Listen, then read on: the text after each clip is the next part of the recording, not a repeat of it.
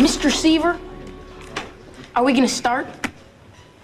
Yes. Yeah. Welcome to MsMojo, and today we're counting down our picks for the top 10 stars you forgot were in 90s sitcoms. There's me, Right. and there's her. Me.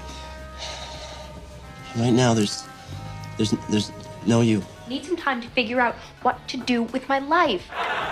Can't touch it. For this list, we're looking at well-known actors whose sitcom appearances in the 1990s are often forgotten or just not very well-known. Which star and sitcom surprised you the most? Comment below. Number 10, Leonardo DiCaprio, Growing Pains. Excuse me!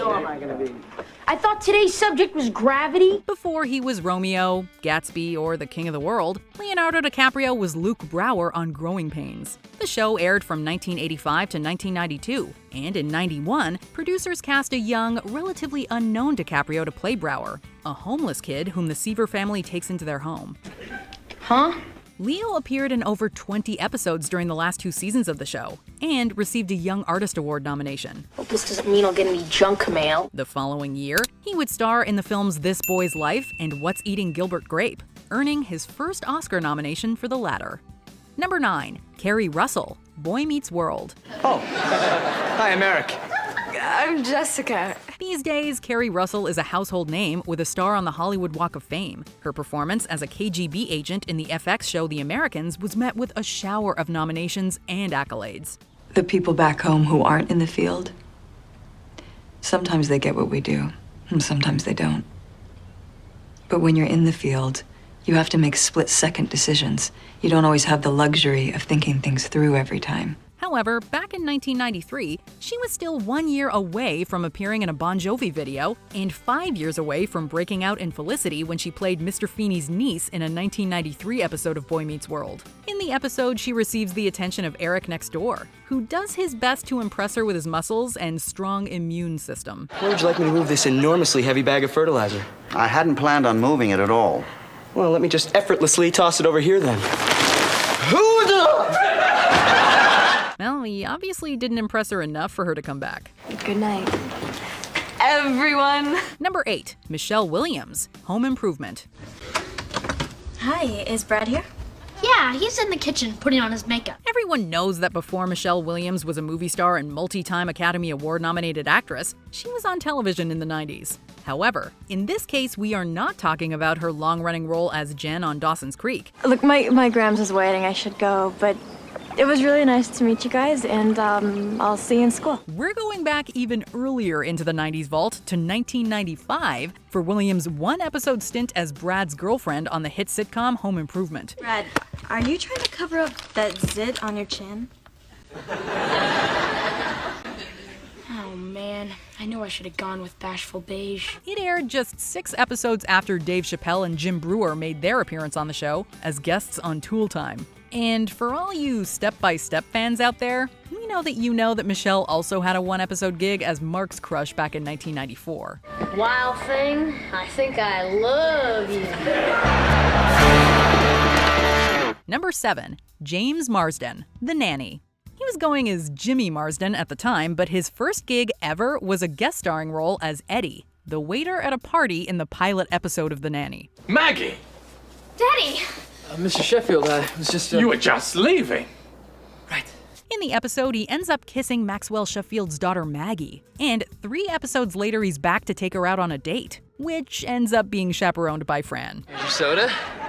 Hi, look at the size of this thing. It should come with a lifeguard. Marsden continued to use the name Jimmy for certain roles throughout the 90s, but in 2000 he was Cyclops in the first X-Men movie, and he's been James ever since. It must just burn you up that a boy like me saved your life, huh?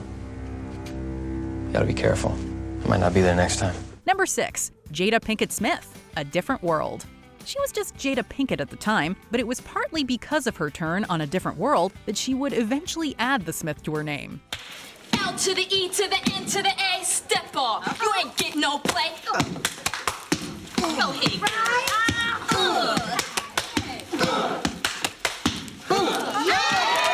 Jada played Hillman student Lena James during the show's final 2 seasons, and Will Smith has said that when he saw her on the show, he, quote, knew there was something in our energy that would be magic.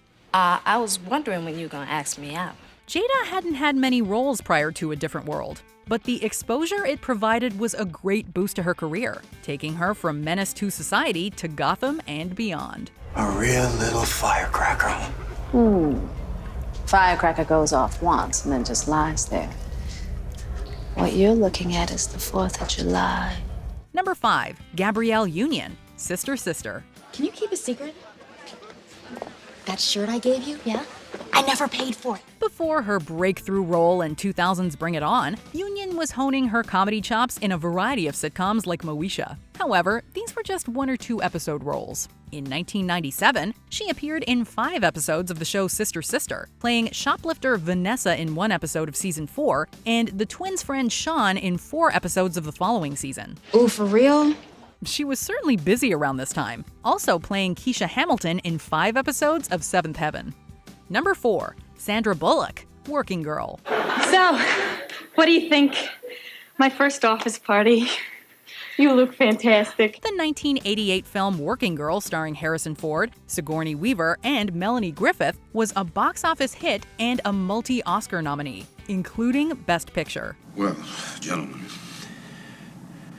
the players may have changed, but the game remains the same, and the name of the game is Let's Make a Deal.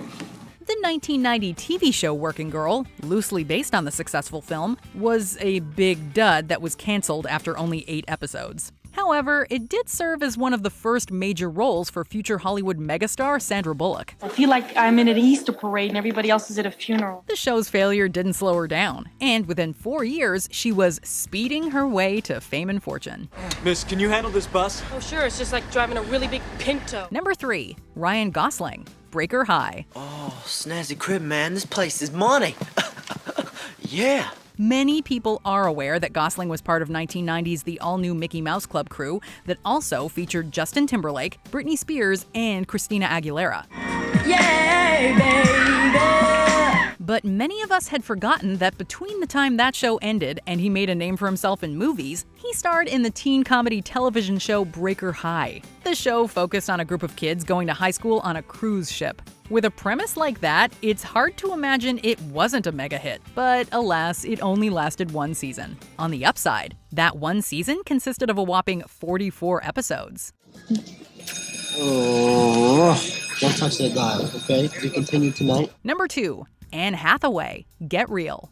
What are the odds that a mediocre 1990s sitcom would feature 2 actors in their debut roles who would both go on to major film success and Academy Award nominations? This place wasn't Toontown enough. We're remodeling the kitchen. What kind of keeps the whole change motif going? Well, sure, it's dusty and loud, but... At least the noise drowns out my parents fighting. The odds probably weren't that good, but that is exactly what happened with the 1999 Fox sitcom Get Real. Yeah, it's kind of scary, but you know what? It feels good. It feels real.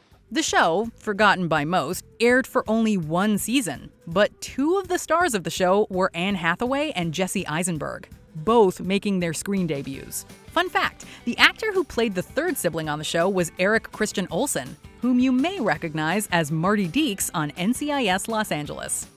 Before we unveil our top pick, here are some honorable mentions. Linda Cardellini, Third Rock from the Sun. Before Freaks and Geeks, she was Lorna on an episode of Third Rock from the Sun. Wait, where are you going? Tommy, I liked you because you were smart. Now you're just like Elman and Romano. But you hang out with Elman and Romano. They have cars? Now you're just like them, but without a car. Don Cheadle, the Fresh Prince of Bel-Air. Who's cooler than Ice-T and Ice Cube? Don Cheadle's character Ice Tray.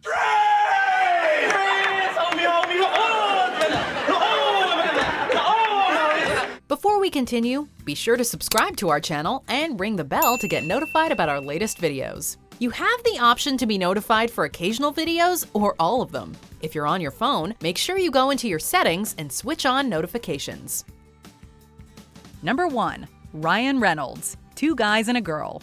Boy! Should have seen me last night at O'Malley's. I sat in with the band. Okay, I didn't do anything, but I sat there. Back in 1998, when the sitcom Two Guys, a Girl, and a Pizza Place debuted on ABC, one of those eponymous guys was none other than Ryan Reynolds. While Reynolds had been working as an actor with roles in various TV shows since 1991, this show gave him his first chance to shine doing comedy, which he turned out to be very good at. I need this party, Pete. All right, one condition. Name it. You finally tell this woman how you feel. What do you mean? The show ran for 4 seasons and definitely helped him launch his movie career, which has leaned heavily towards comedic roles, maybe most notably with the hit Deadpool films. I know, right? Do you agree with our picks? Check out this other recent clip from MsMojo, and be sure to subscribe and ring the bell to be notified about our latest videos.